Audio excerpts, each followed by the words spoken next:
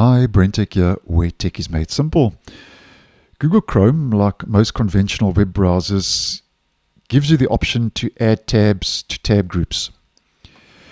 And in regards to tab groups, it seems now that Google is working on assigning various shortcuts to tab groups in Chrome for desktop.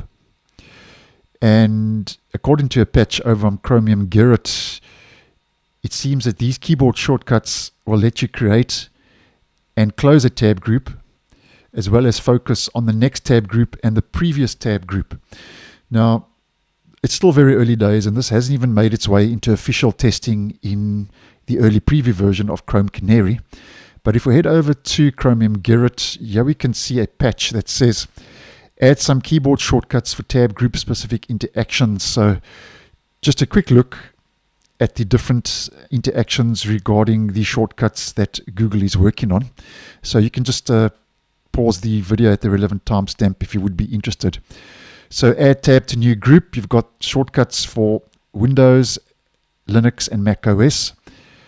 You've got shortcuts for create new tab group. You've got shortcuts for focus next tab group, focus previous tab group, and close tab group. So I think if you are using tab groups on a regular basis, I must be honest, I don't really browse with a lot of tabs open at one time. So if you are doing things like research or study or a lot of browsing where you have a lot of tab groups open, I think this may be a nice move in the right direction.